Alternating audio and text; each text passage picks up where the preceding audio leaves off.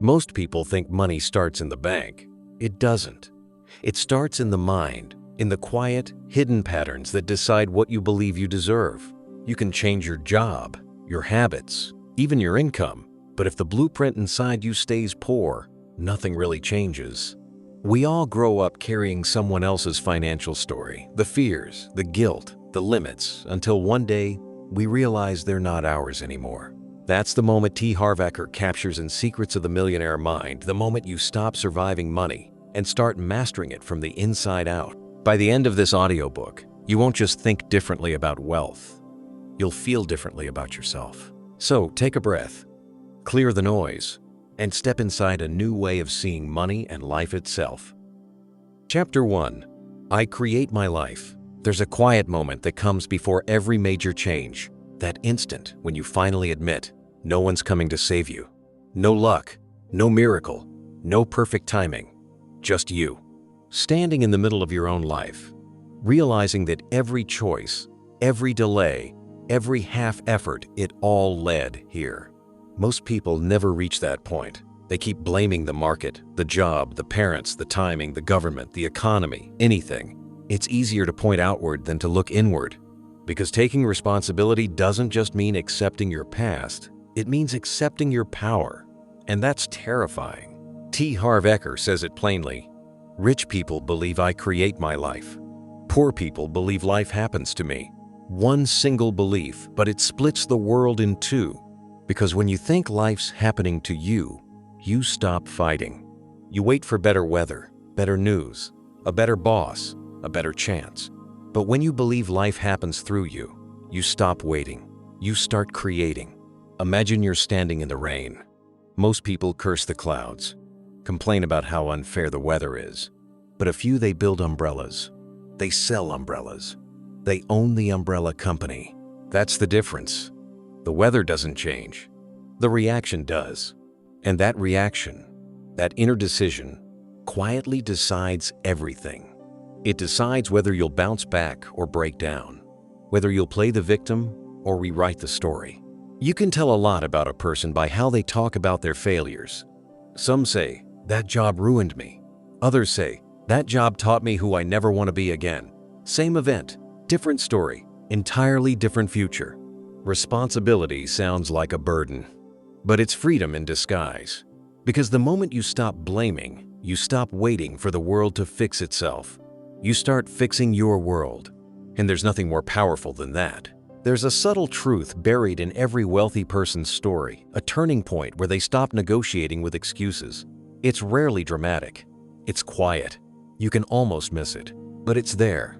That split second when they decide, I'm done being at the mercy of everything outside me. Think about it. The person who blames is saying, I'm not in control. And when you're not in control, you can't change anything. You become a spectator in your own life. But when you own your part in it, even the ugly parts, you regain the steering wheel. That's when growth starts to happen. The funny thing about blame is that it feels smart. It feels like analysis. But it's really avoidance, a way to delay accountability under the disguise of explanation. The more intelligent the person, the more sophisticated their excuses sound. But the result's the same. No progress. Eker says, your results are just the mirror of your mindset. If you're not creating the life you want, it's not the mirror's fault. You change the reflection by changing what's behind it.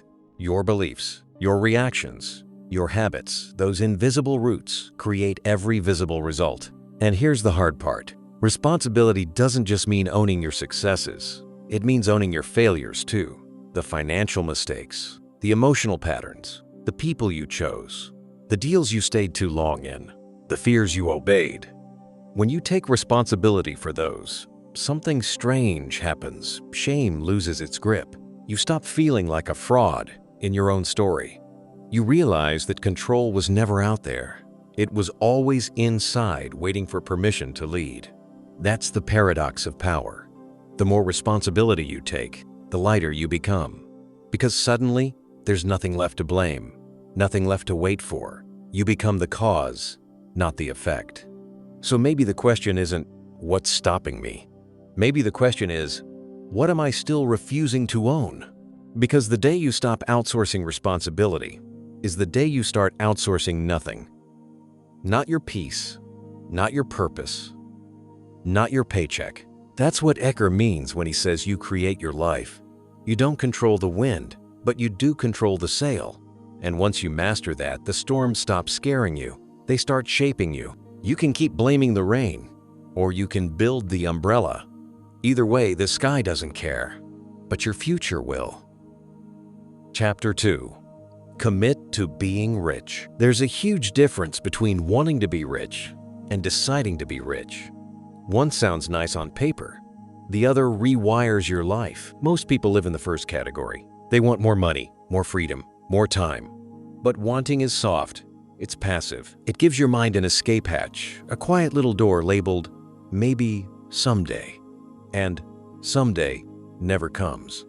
Harv Eker says the middle class wants to be rich, but the rich are committed to being rich. The difference? When you're committed, you stop negotiating with your old self. You burn the backup plan. You stop saying, if this doesn't work out, and start saying, this will work because I'll make it work. Commitment is not about shouting affirmations in the mirror. It's about aligning your behavior with your desire even when it's uncomfortable. Especially when it's uncomfortable. There's something raw about real commitment. It's not glamorous. It's not Instagram-worthy. It's the quiet moment at 2 a.m. when you choose to learn instead of scroll.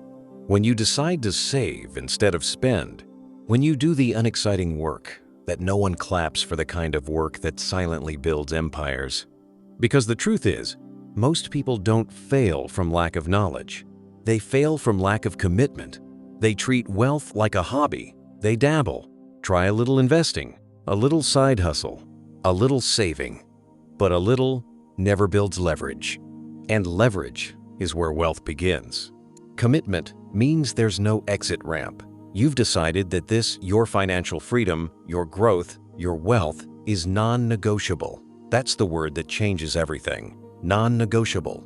Think about it. When something becomes non-negotiable, your brain stops asking if and starts asking how.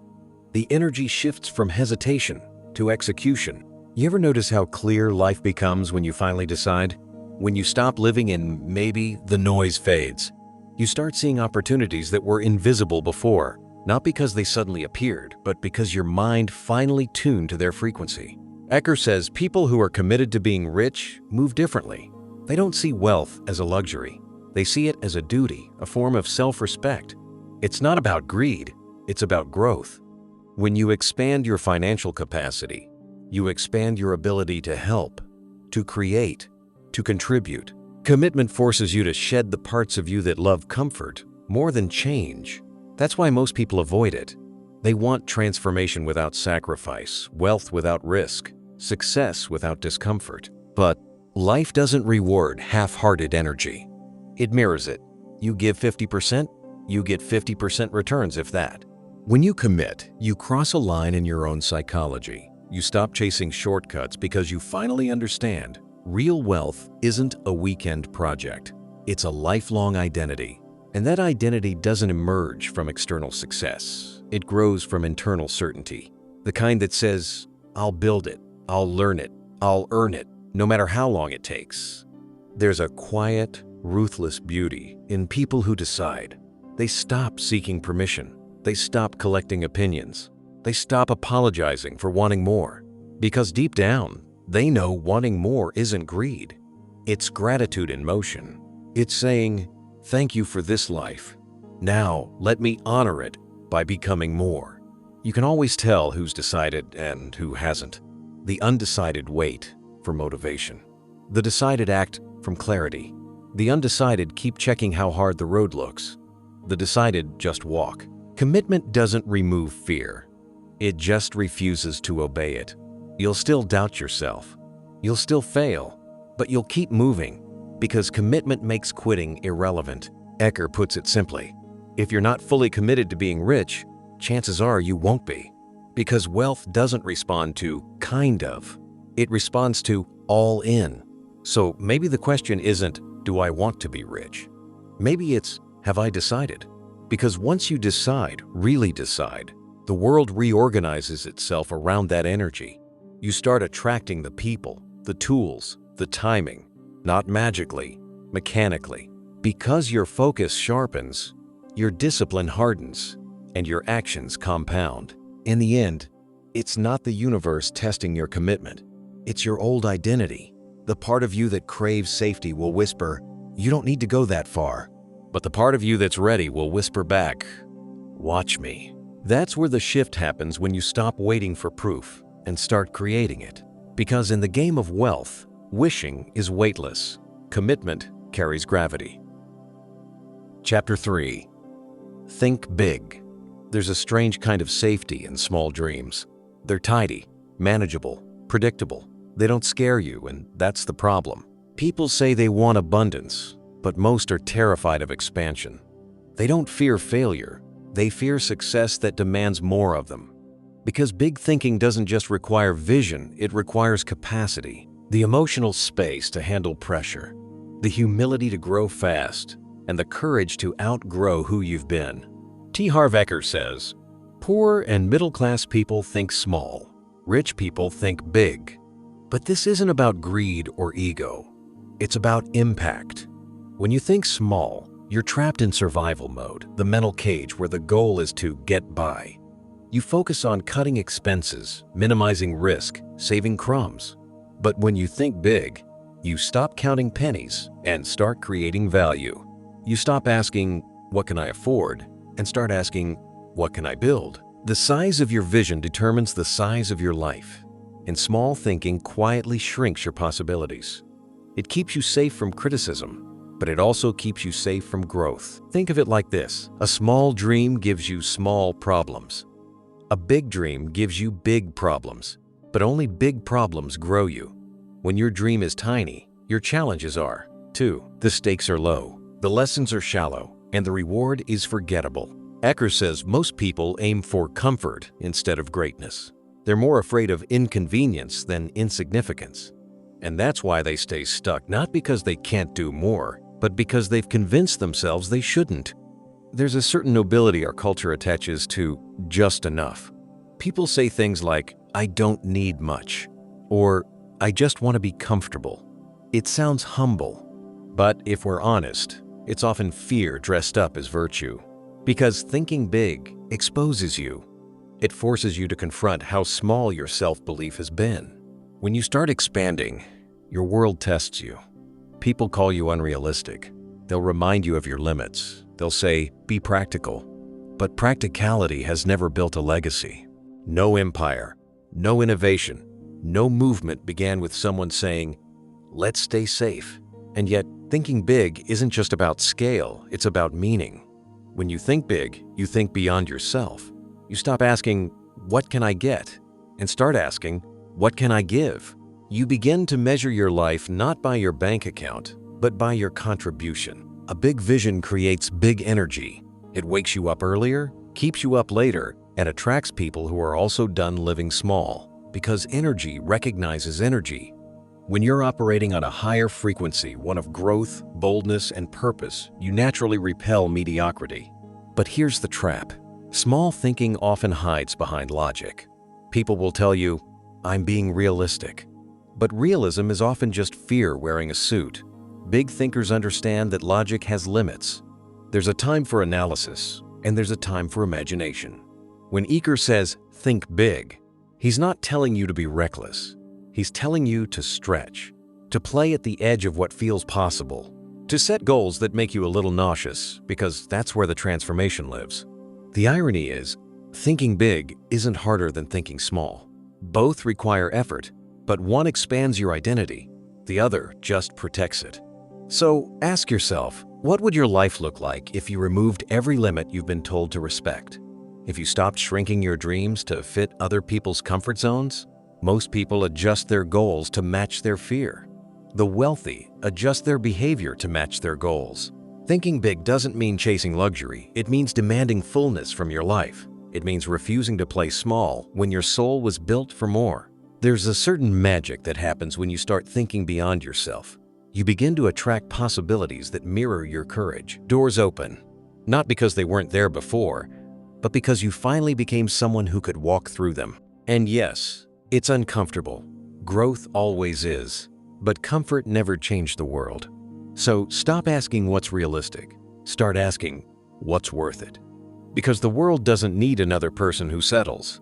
It needs someone willing to go beyond the limits of enough. Someone willing to show that abundance isn't arrogance, it's responsibility. Small thinking keeps you safe. Big thinking makes you alive. And if you're not a little scared of your dreams, they're probably too small. Chapter 4. Admire rich and successful people. Envy is a strange poison. Quiet, disguised, and often mistaken for fairness. Most people don't call it envy. They call it critique. They call it balance. But deep down, envy is just a refusal to admit that someone else did what you're still afraid to do. Harv Eker says, poor people resent the rich. Rich people admire other rich and successful people. That single emotional habit separates stagnation from growth because resentment is resistance, and whatever you resist, you push away. Think about it. You can't attract what you despise. You can't become what you secretly condemn. If you believe wealthy people are corrupt, greedy, or selfish, your mind will protect you from ever becoming one. You'll sabotage opportunities that threaten that identity. You'll stay morally safe and financially stuck. We're taught this early. In movies, the villain drives the sports car. The hero takes the bus. Rich equals bad. Humble equals good. Those stories sink deep, and by adulthood, they run our subconscious like background code. We think we're being ethical, but really, we're just repeating programming. Eker flips the script. He says the moment you start admiring success, not worshiping it, not resenting it, but genuinely admiring it, you open yourself to its frequency. Because admiration is emotional alignment. It tells the universe, I'm ready for that too. When you see someone thriving, most people feel the sting of comparison. That's the ego whispering, they have what you don't. But comparison can become calibration. Instead of asking, why not me? Ask, what can I learn from them? Admiration is humility disguised as strength. It says, I can recognize greatness in someone else without feeling smaller myself. That's emotional maturity, and it's rare because small minds shrink when others shine. Expansive minds glow brighter in the reflection. Eker tells us that jealousy is an admission of scarcity. You don't envy abundance when you believe there's enough for you too. You only envy when you think someone else's win steals your potential. But wealth isn't pie. It's fire. One flame lighting another doesn't make the room darker. And yet, the middle class often defines fairness as sameness. They'll say, no one should have too much. But fairness isn't everyone getting the same result. It's everyone getting the same opportunity and taking different levels of responsibility. Admiring success doesn't mean blind praise. It means understanding that behind every fortune, there's focus. Behind every milestone, there's mindset. The wealthy think differently, not just act differently. And when you start appreciating that, you begin to model it. You notice how successful people talk not about luck, but leverage. Not about cost, but value. Not about problems, but possibilities. Their words carry energy that expands, not excuses that shrink. When you surround yourself even mentally with admiration instead of envy, you shift your internal thermostat. Because the subconscious mind learns by emotion, not logic. If the feeling of wealth triggers discomfort, you'll push it away. If it triggers inspiration, you'll move toward it. Here's the truth. The moment you celebrate someone else's success, you train your mind to believe success is safe. That's what admiration really does. It makes abundance emotionally safe. We've all had that awkward reaction when someone announces their big win. A promotion, a new home, a 7-figure deal. You feel happy for them, but a tiny ache creeps in a mix of pride and pain. That ache is your mirror. It's showing you what you've denied yourself. Instead of ignoring that feeling, trace it back. Ask, what part of me believes I can't have that? Because every time you choose admiration over envy, you heal that wound. Eker says to bless the rich. Literally bless them. When you see someone succeed, say internally, good for them. That's proof it's possible, because every blessing is also a declaration. There's enough for me. And there is. Always. The world doesn't reward bitterness. It rewards belief. The moment you stop judging the people who have what you want, you start becoming one of them. So the next time you scroll past someone's success story, pause before the sarcasm, before the judgment, before the cynicism that feels so clever but kills so much growth. Just whisper, "Good for them." Because that simple shift from envy to admiration is the bridge between wishing for wealth and welcoming it. And the truth is, people who truly admire others never stay behind for long. Chapter 5. Be bigger than your problems. There's a moment in every person's financial journey when the excitement fades and the resistance begins. When the vision you once loved starts to feel heavy, too many obstacles, too many moving parts, too many problems. Most people stop there. They say, "It's too hard." But what they're really saying is, "This problem feels bigger than me." Harv Eker says rich people are bigger than their problems. Poor people are smaller than their problems. That's not philosophy, it's physics. When you expand, your problems shrink in proportion. When you stay small, even small problems feel like walls. Think of it this way, your problems aren't obstacles, they're weights. And like any muscle, the only way to grow is to lift heavier ones. You don't build strength by avoiding resistance. You build it by meeting it. But most people spend their lives trying to organize comfort instead of increasing capacity. They pray for fewer challenges, easier paths, lighter loads. Yet every breakthrough, every single one, is born from tension. The discomfort you avoid today is the wisdom you'll need tomorrow. The difference between rich and poor isn't that the rich have no problems. It's that they outgrow them. What used to overwhelm them becomes maintenance. What used to scare them becomes skill. The problems don't vanish, they evolve. Because they evolved. Eker puts it simply, if you're willing to be bigger than your problems, you can have an extraordinary life. But if your problems are bigger than you, you'll always live an ordinary one. Look at your life right now. Every time you've grown emotionally, financially, professionally, it was because you faced something that stretched you, something that made you uncomfortable, maybe even afraid. You didn't want to do it, but you did it anyway. That's what growth feels like, fear mixed with action. Most people want success to feel peaceful, but growth rarely feels peaceful. It feels chaotic, uncertain, humbling, because every new level of life demands a new version of you, and shedding the old one hurts. Eker says it's not the size of the problem that matters, it's the size of the person dealing with it. And that's true in everything: business, relationships, health. Two people can face the same storm, and one will crumble while the other finds a way to dance in the rain. The storm didn't change, the person did. So the real work isn't fixing problems, it's expanding yourself. Every time something challenges you, the bills, the clients, the market, the criticism, you have two options: shrink to fit it or grow to surpass it. The first brings temporary relief. The second brings permanent evolution. You can almost hear the quiet maturity in people who've learned this. They don't say, "I can't handle this." They say, "Let me figure out how." That's what emotional wealth sounds like, not the absence of stress, but mastery over reaction. Eker tells a story of how most people pray for their problems to disappear. But that's the wrong prayer. Don't ask for smaller problems, ask for greater strength. Don't hope for lighter burdens, build a stronger back. Because success doesn't remove the weight, it gives you the muscle to carry more. Here's the irony. The problems you fear are the exact ones designed to prepare you for wealth. You can't manage $1 million with a $100 mindset. You can't lead a team if you can't manage your own anxiety. Life tests your readiness before it delivers your rewards. And the people who keep growing, they learn to smile at the test because they see what most miss. Every problem is a signal that you've reached your current ceiling. It's an invitation to rise.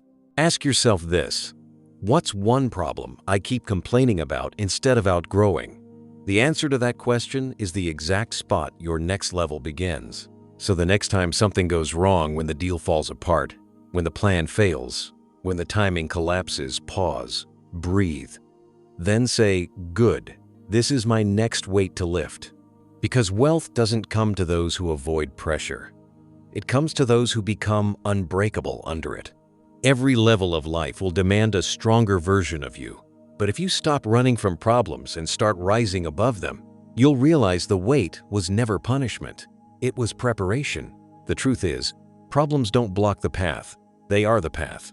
And when you finally grow bigger than your problems, you stop living in reaction and start living in creation. Chapter 6. Be an excellent receiver. There's a quiet tragedy in how most people handle abundance. They chase it, pray for it, talk about it, but when it finally knocks, they flinch. They second-guess it. They say things like, "I don't deserve this," or "This is too much," or "I can't accept that." And in that tiny hesitation, they close the door on everything they've been asking for. Harv Eker says, "Poor people are poor receivers. Rich people are excellent receivers." It's not about greed, it's about openness. The flow of money, love, opportunity, it's like electricity. It can't move through a closed circuit. And most people, their circuit's blocked by guilt. We've been taught to give, not to receive. Since childhood, we're told that good people sacrifice, that it's noble to put others first, that taking too much makes you selfish. But here's the quiet truth Eker reveals: you can't give what you don't have. If you're empty, your generosity eventually becomes exhaustion. Being an excellent receiver starts with self-worth. Because money doesn't flow to effort, it flows to belief. You can work yourself into the ground and still repel abundance if deep down you feel unworthy of it. You've probably felt it before, that awkward moment when someone compliments you, and instead of saying thank you, you deflect. "Oh, this old thing? I got lucky. It's nothing." That's not humility. That's self-rejection, dressed as modesty. Eker says, when you minimize your worth, you minimize your wallet. The universe can't give more to someone who keeps insisting they're not ready to hold it. It's not about arrogance. It's about acceptance. It's about saying, "Yes, I'm open to receive, and I'll use it wisely." That energy of receptivity is magnetic. It tells life, "I can handle more." But many people confuse deserving with perfection. They think, "I'll deserve abundance when I fix myself, when I heal more, when I finally prove I'm good enough." That day never comes. Because worthiness isn't earned, it's remembered. Every time you reject abundance, you reinforce lack. You send a signal that says, "I'm not ready." But abundance responds to readiness, not need. Eker uses a simple image. Money is like rain. It falls on everyone. The only question is, are you holding out a bucket or a thimble? Being an excellent receiver isn't about greed. It's about gratitude. When someone gives you a gift, whether it's a compliment, a connection, or cash, your job isn't to apologize. It's to receive with grace, to say thank you, not just to the person, but to life itself. You can feel the difference between a person who receives well and one who doesn't. The good receiver doesn't shrink when blessed. They expand. Their gratitude amplifies the energy it tells life. That gift was appreciated. Send more. People who receive poorly often live in guilt, as if having more automatically means taking from someone else. But abundance doesn't work like that. It's not a finite pie. One person's wealth doesn't reduce another's chance. In fact, the opposite is true. People who receive well circulate more. They employ more, donate more, inspire more. So the real question isn't, do you deserve to receive? It's, are you willing to let life love you? Because receiving isn't passive, it's emotional courage. It's allowing goodness to flow toward you without editing it down. It's looking at a compliment, an opportunity, or a paycheck and saying, "Yes, I'll take that fully." There's a scene Eker loves to describe. Imagine standing under a waterfall of abundance. Most people hold out a paper cup, afraid to ask for more, afraid to waste, afraid to appear greedy. But the waterfall never stops. You can't take too much from what's infinite. So why live as if there's a shortage of miracles? Start small. The next time someone compliments you, don't dismiss it. Just breathe and say, "Thank you." The next time someone offers help, don't say, "You don't have to." Let them, because allowing others to give is a gift in itself. It completes the circle. Receiving well is a discipline. It's learning to stay open even when the voice of guilt whispers that you shouldn't. It's retraining your nervous system to believe that joy, success, and wealth are safe to hold. Because abundance doesn't enter the door of shame. It enters through gratitude. So, if you want to be rich in money, in love, in peace, stop rejecting what's already coming your way. The universe isn't stingy. It's waiting for you to open both hands. And when you finally do, you'll realize receiving isn't taking, it's allowing. It's letting the flow of life move through you, not just to you. Be an excellent receiver, and the world will never stop giving. Chapter 7. Make your money work for you. At some point, every ambitious person faces the same realization: there's not enough time.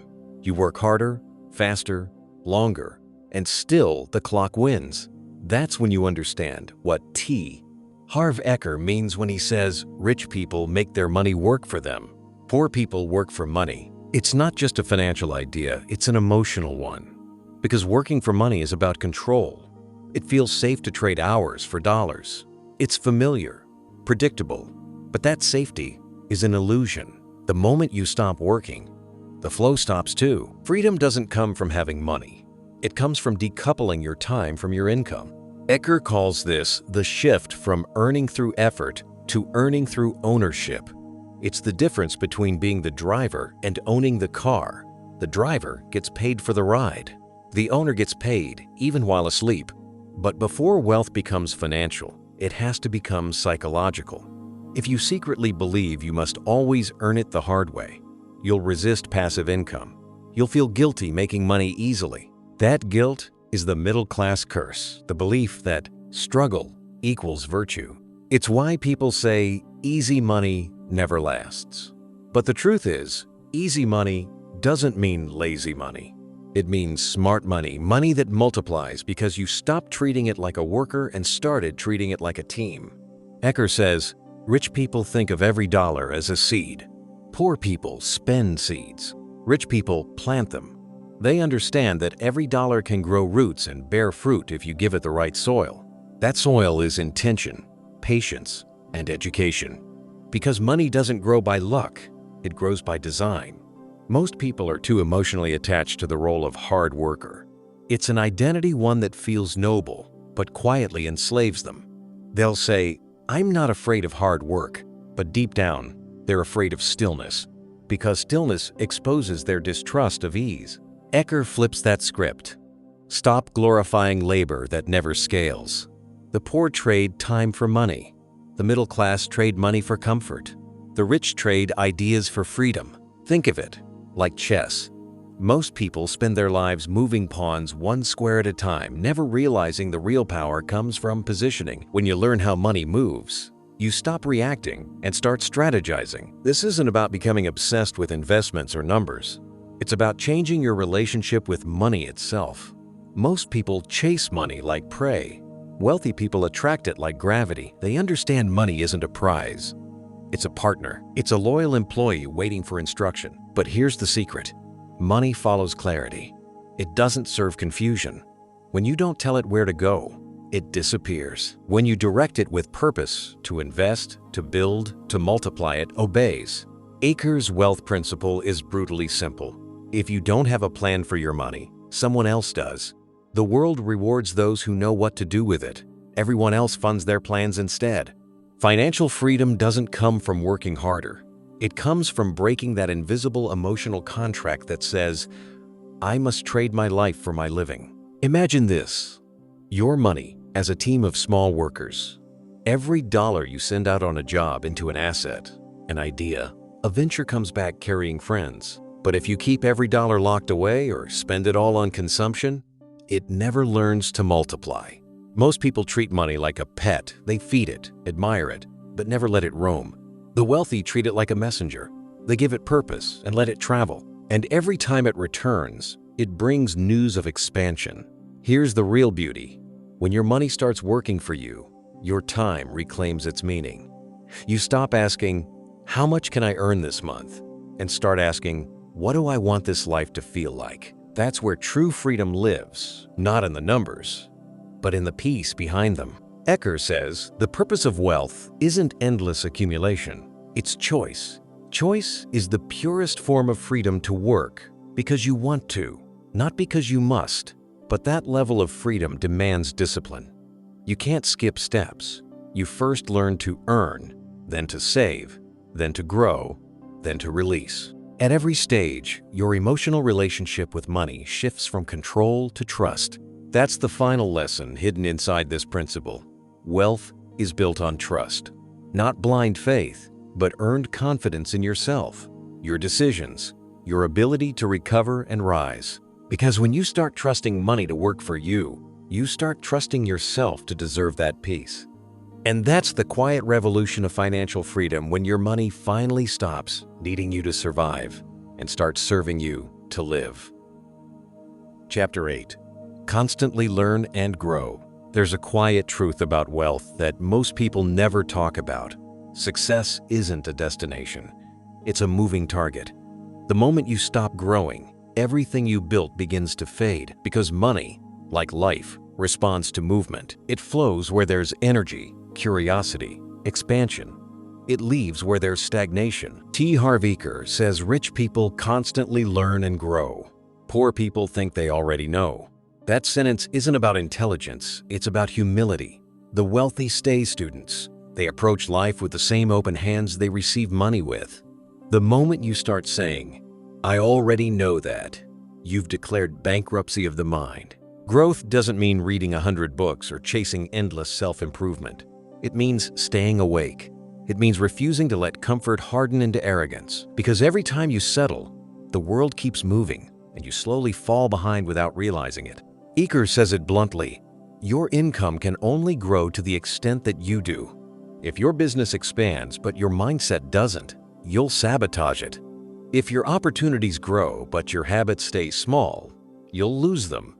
The external world can only rise to meet the internal world you've built.